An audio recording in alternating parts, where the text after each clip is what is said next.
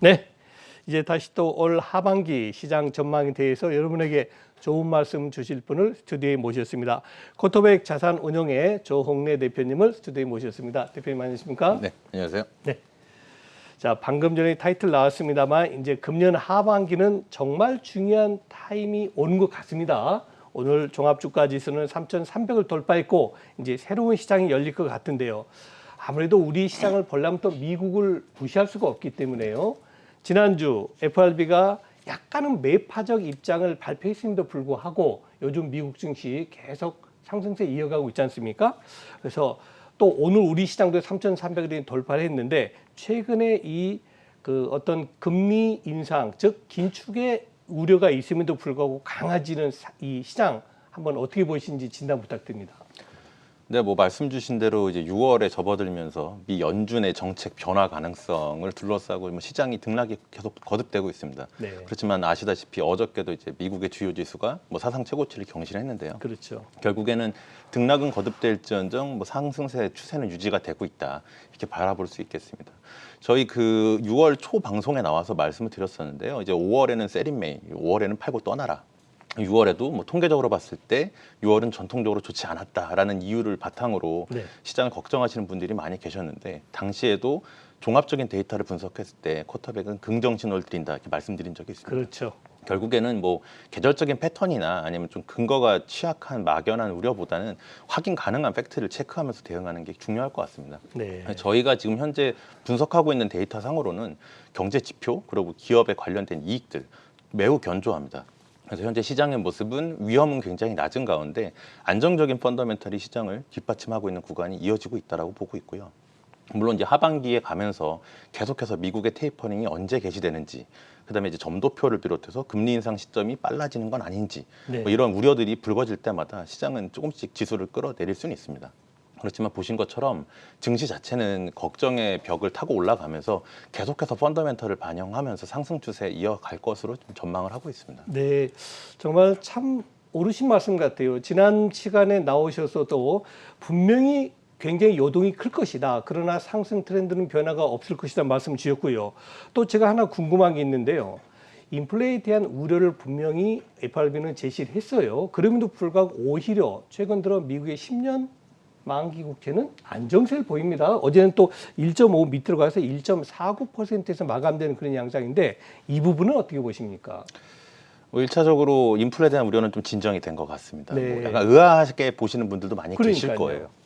왜냐하면 이제 5월에 발표된 CPI 자체가 뭐 13년 만에 최고치를 넘어서면서 5% 이상 올랐고, 뭐 원자재나 이제 뭐 음식료 가격을 제외한 코어 물가 네. 이것도 굉장히 큰 폭으로 올리면서 29년 만에 최고치를 쳤습니다. 뭐 그런 것들을 미뤄봤을 때 우려가 굉장히 확산될 수도 있는데 네. 시장은 상승을 하고 금리는 반락을 했습니다. 뭐 그 배경에 대해서는 여러 가지 이유가 있겠지만 기본적으로는 일단 그 물가 상승을 견인했던 주요 세부 내용들을 확인하고 시장이 안심한 것 같다 이렇게 생각을 합니다. 예. 그 내용이 뭐냐면 결국에 5월에 물가 급등을 견인했던 부분들은 결국 팬데믹과 관련된 물가 지표들입니다. 즉 그렇죠. 네, 예. 교통, 그러니까 렌트나 아니면 중고차, 신차, 아니면 항공요금 같은 팬데믹과 관련된 물가가 일시적으로 급등했던 부분들이 5월 물가를 자극을 했었고, 그렇죠. 이걸로 미뤄봤을 때 물가 상승이 지속적일 것이냐 보다는 일시적일 가능성이 크다. 그리고 파월 의장이 누누이 강조한 것처럼 물가는 일시적으로 상승했다. 이 부분이 힘을 얻은 것 같습니다. 네. 그래서 이런 것들을 확인하고 1차적인 물가에 대한 우려는 좀 진정이 되었고, 네. 하반기로 갈수록 물가는 추가적인 상승보다는 흔히 피크아웃이라고 하죠. 고점을 형성하고 하반기로 갈수록 안정화될 가능성이 좀 높아진 것 같습니다. 네. 한 일시적으로 5월 달에는 물가 자극할 만한 요인들이 많이 부각이 됐었는데 오히려 FRB 발표 이후에는 안정되는 모습도 보이고 있다는 겁니다. 제가 또 한 가지만 여쭤보면요. 정말 지난주에 발표됐던 미국의 경제 지표 너무나 혼란스러워요. 뭐 제조업 생산자 구매 지수는 예상보다 높게 나오고 이에 반해서 서비스 PMI 지수는 또 낮게 나왔단 말입니다. 또 연방은행 총재들도 어떤 분은 빨리 금리 인상해야 된다, 긴축해야 된다. 또 어떤 분은 그러면 안 된다. 어떤 우려 있다고 바로 금리 올리면 안 된다. 이런 식으로 다소 상반된 갈등이 계속 나오고 있는데 이걸 우리가 어떻게 해석을 해야 됩니까? 지금과 같은 상승세, 특히 고점을 형성하고 있는 과정에서는 항상 나오는 부분인 것 같고요. 일단 월별 지표를 말씀 주셔서 말씀을 드리면 네. 뭐 매월 발표되는 수치 자체 굉장히 중요합니다. 그래서 어느 정도 레벨로 발표가 되는지 뭐 전월 대비 움직임이 어떤지 중요한데 매월마다의 수치 자체보다는 이제 네. 중기적인 추세나 아니면 계절적인 패턴이나 세부 요인을 함께 봐야 될 것 같습니다. 그 비제조업 조수, 그러니까 서비스업 지수를 말씀 주셨는데 네. 5월 대비 6월에 크게 부진하게 나온 게 맞습니다. 그렇죠. 그렇다고 불안해야 되느냐라고 보면 발표된 수치가 64.8입니다.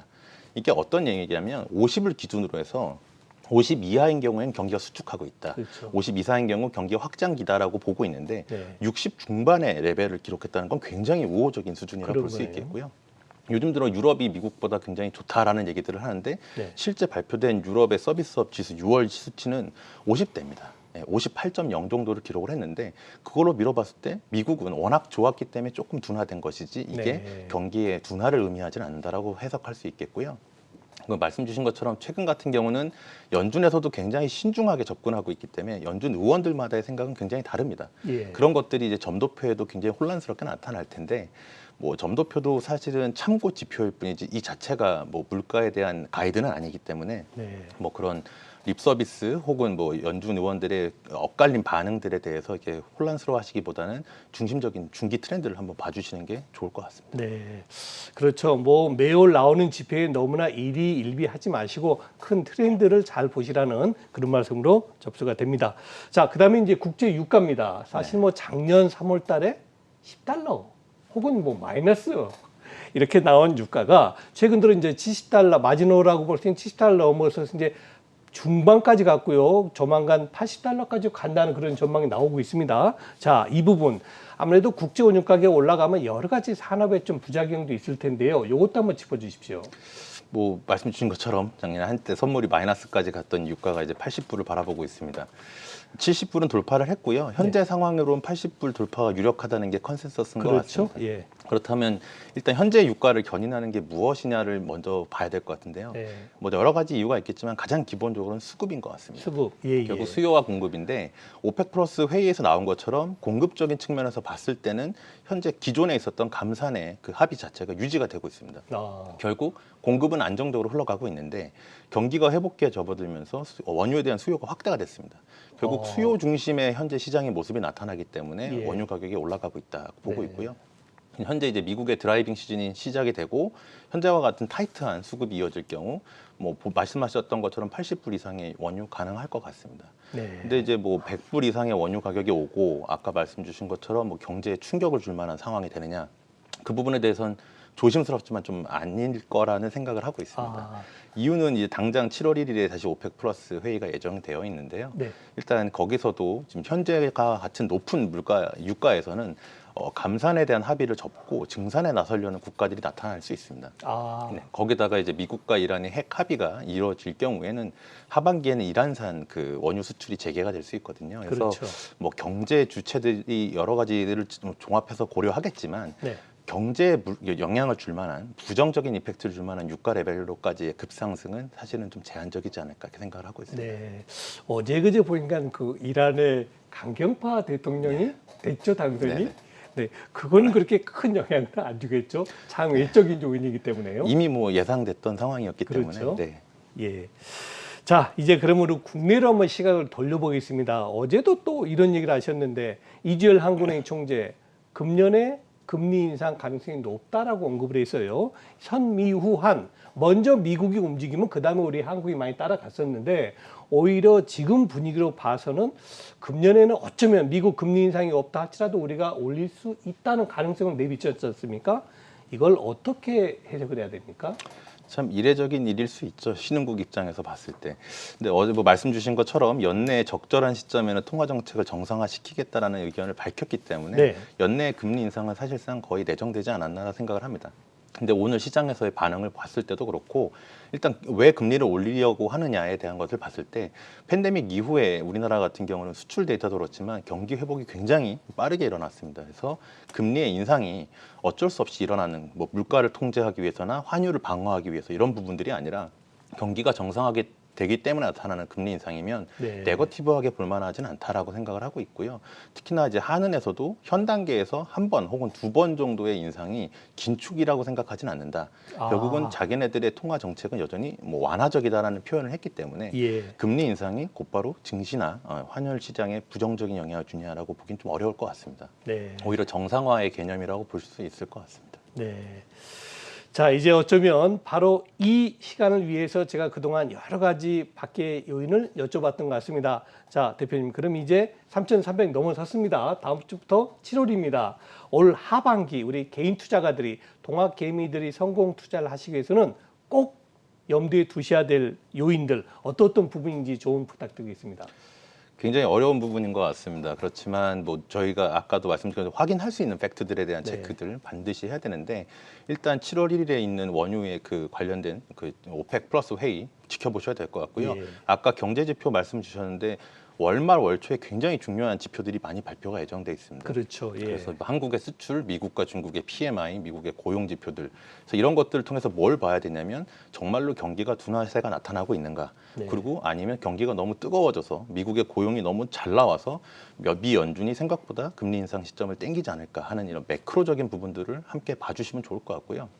한국 투자자들 입장에서는 제가 봤을 때는 이제 개별 종목을 뭐 이 방송을 보시는 분들도 마찬가지시겠지만 종목 투자를 많이들 선호하고 계세요. 그렇지만 예. 현재 같은 지수대에서 종목을 고르기도 어려울 뿐더러 사거나 파는 의사결정이 굉장히 쉽지 않은 구간이라고 보고 있습니다. 워낙 순환매도 빠르고 시장의 모습이 빠르게 변하기 때문에 예. 그래서 조금 더 중기적인 시각으로 특히나 이제 한국을 벗어나서 이제 아까 말씀드렸던 미국과 같은 시장에는 여전히 기회가 많이 있다고 생각하기 때문에 미국의 투자를 같이 병행하시는 게 어떨까라고 좀 말씀을 드릴 수 있겠고요.